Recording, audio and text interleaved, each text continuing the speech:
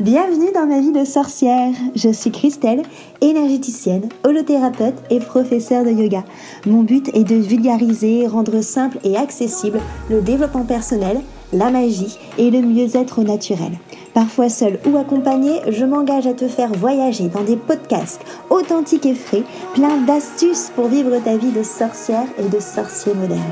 Petite page de pub avant de commencer notre sujet magique du jour. Si tu veux que je te guide à trouver vraiment qui tu es et surtout à construire la vie dont tu as vraiment envie, une vie qui est alignée avec toi, je t'invite à cliquer sur le lien qu'il y a dans la petite description pour avoir ta consultation gratuite avec moi de 30 minutes.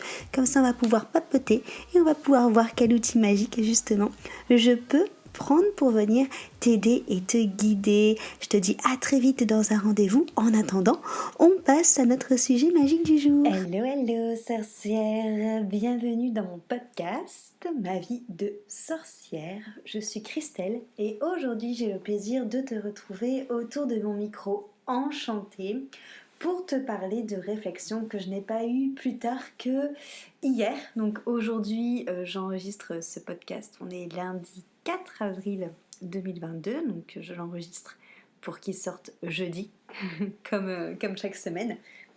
Et donc, ça fait plusieurs jours, semaines peut-être pas, mais jours sûrs, où j'ai des réflexions très particulières, notamment sur le sens de la vie, sur la foi, sur tout ça. Et où hier, ça a particulièrement été très fort en termes de questionnement. Je dirais que là, à ce niveau, on est vraiment sur des questions existentielles en règle générale, ce qui est assez rigolo parce que, comme tu le sais, en ce moment, je suis en train de donner mon programme Entretien ton monde intérieur, donc à plusieurs d'entre vous.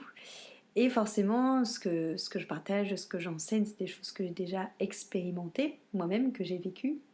Et là, c'est comme si en transmettant ces clés-là, ça allait me chercher encore un peu plus loin dans mes réflexions, encore un peu plus loin dans ce que j'avais perçu jusqu'à présent, dans ce que j'avais expérimenté.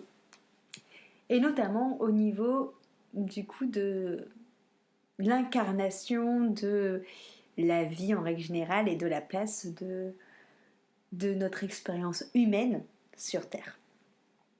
Bien sûr, par rapport à tout ce que j'ai pu ressentir et vivre comme expérience, je suis convaincue qu'on est relié à un tout, qu'on fait partie d'un grand tout, que l'univers est en nous, qu'on a ce divin en nous et qu'on est tous reliés à ce grand tout.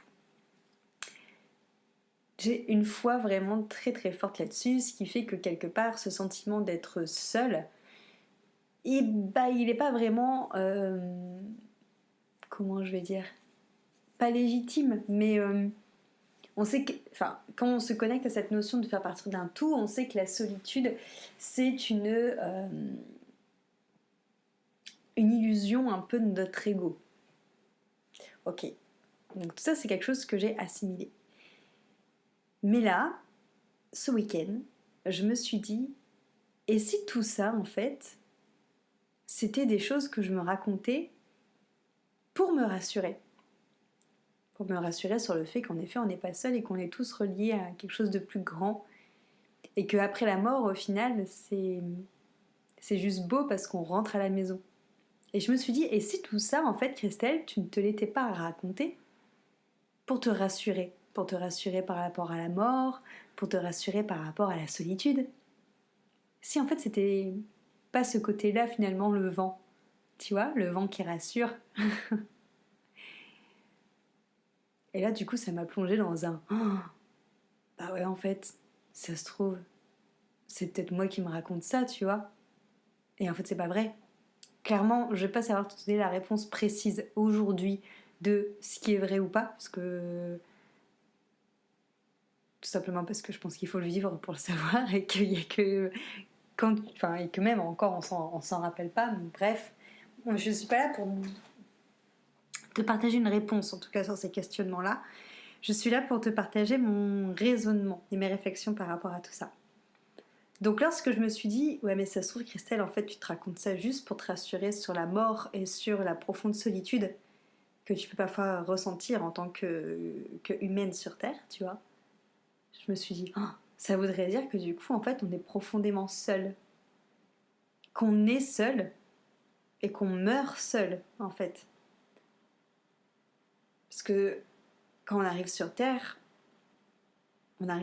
seul. Ok, il y a les parents, mais clairement, quand tu t'incarnes, quand on te sort de ce côté très cocon, très doux, quand tu es dans le ventre de ta mère et qu'on te sort et où tu te retrouves propulsé dans un monde qui est pas doux et tout ça, tu es seul face à cette première transformation. Donc potentiellement, ça voudrait dire que tu nais seul et que tu meurs seul. Donc je me suis dit, ok, c'est possible qu'il n'y ait pas plusieurs vies, qu'il n'y ait pas plusieurs incarnations. C'est possible qu'on ne soit pas relié à un tout. En vrai, j'en sais rien. Je pense que au plus fin fond de moi, je le sais, mais là, à l'heure actuelle, je m'en souviens plus. Du moins. Et puis j'ai mon mental voilà, qui m'a posé toutes ces questions-là. Donc ok, écoutons le mental, parlons avec lui, écoutons ces questionnements. Donc ok, imaginons que ce soit le cas. Imaginons que je suis profondément seule, que je ne suis absolument pas reliée à quelque chose de plus grand que moi. Et que le principe de réincarnation, donc de plusieurs vies, n'existe pas. Ça voudrait dire que du coup, la vie que je suis en train de vivre actuellement, c'est la seule et unique vie que je vais pouvoir vivre. Ok ? Si on part du principe qu'il n'y a pas de réincarnation, tout ça. En fait, quand je me suis dit ça, je me suis surtout dit, mais putain, ça veut dire que c'est la seule vie que j'ai le droit de vivre. Est-ce que tu te rends compte de ça, en fait ? De te dire, mais putain, en gros, direct, moi je me suis dit, mais qu'est-ce que je me casse le cul, en vrai, à travailler pour gagner de l'argent, alors qu'en fait, il y a des choses qui sont tellement plus belles à expérimenter, en fait, tout simplement vivre. Pourquoi est-ce que je dois me casser le cul à rentrer dans un système de société qui ne me correspond pas, alors qu'en fait, ça se trouve, c'est juste ma seule vie, en fait, putain, tu vois ?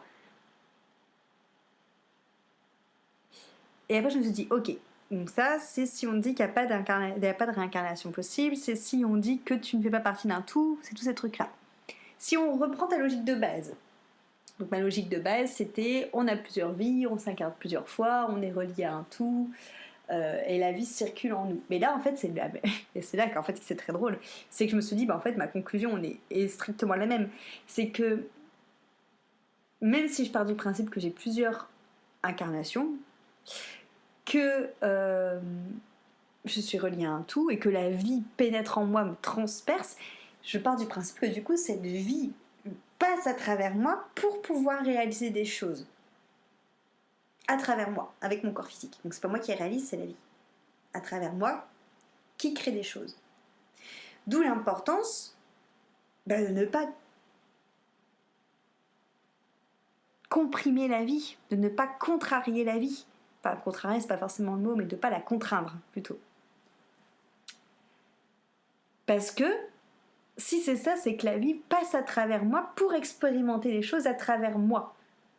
Du coup, à travers ce corps physique que j'ai. Mais que c'est la vie qui me dit ce qui me fait vibrer, et ce pourquoi, entre guillemets, mon énergie et mon cœur a envie d'aller pour faire plus grand, pour oser justement cette grandeur de la vie passée. Donc on est d'accord aussi qu'en fait, je vois pourquoi je devrais me restreindre à un putain, encore une fois, de métro, boulot, dodo, pour avoir une sécurité de vie dans une société qui ne me correspond pas. En fait, c'est ça qui est très très fort dans ce qui s'est passé ce week-end dans ma tête, c'est qu'en fait, les deux manières de voir les choses sont carrément différentes, mais finalement, ma conclusion sur comment est-ce que j'ai envie de les vivre est carrément similaire. En mode, mais en fait, dans tous les cas, putain, profitons en fait.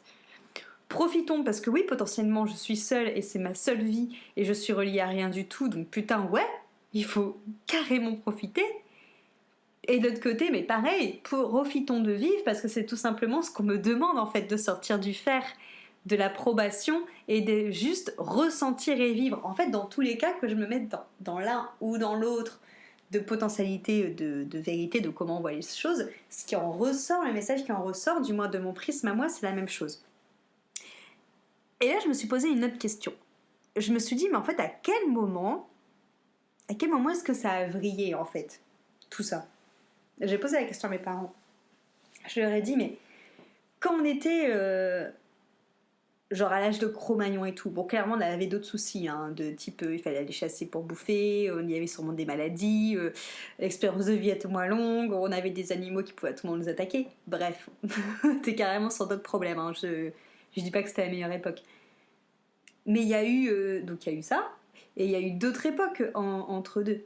Qu'est-ce qui s'est passé entre le moment où on était juste en train de kiffer notre life, enfin tout simplement de vivre, où en effet on avait d'autres soucis, mais on était plus connecté à la vie? Qu'est-ce qui s'est passé entre ce moment-là et maintenant?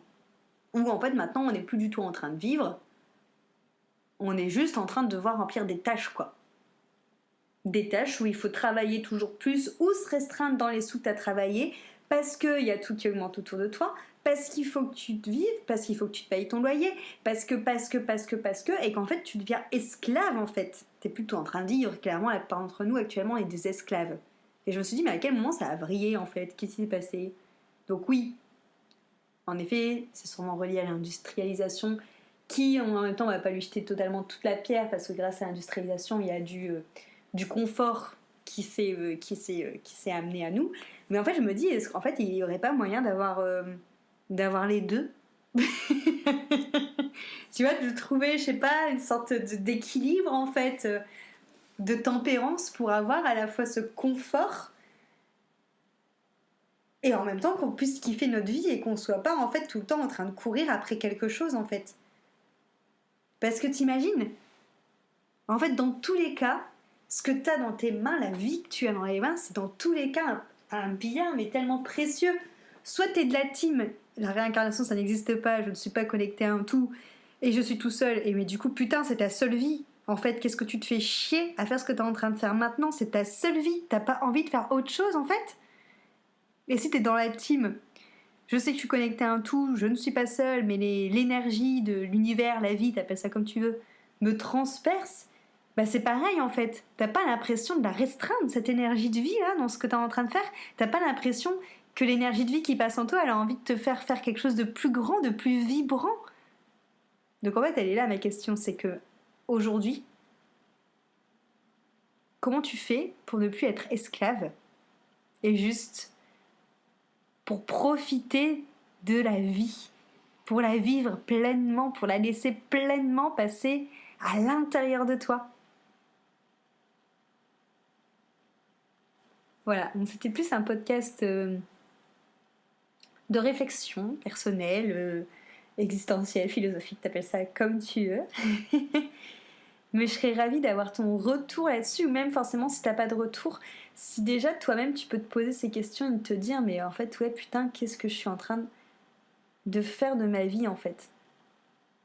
Tu vois, c'est toujours cette notion que quand on termine sa vie, il y a plein de personnes qui ont des regrets. Demain, est-ce que tu aurais des regrets, toi? Est-ce que tu aurais des regrets d'avoir justement été ce bon petit soldat qui rentrait bien dans les cases?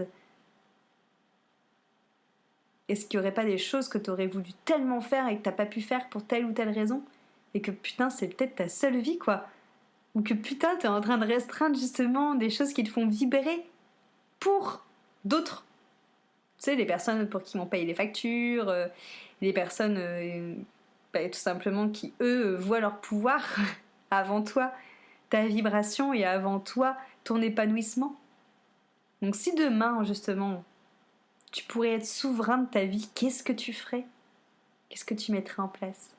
Qu'est-ce que tu aurais envie de faire? Je te remercie beaucoup pour ton écoute de cet épisode un peu spécial. J'espère néanmoins qu'il t'a plu. N'hésite pas à le partager si tu penses qu'il pourrait parler tout simplement à quelqu'un. N'hésite pas à commenter si tu as quelque chose que tu voudrais partager avec moi, ou tout simplement si tu l'as aimé, mettre un petit like ou une petite note, peu importe. En tout cas, merci beaucoup pour ton écoute et je te dis bien sûr à la semaine prochaine pour un nouvel épisode.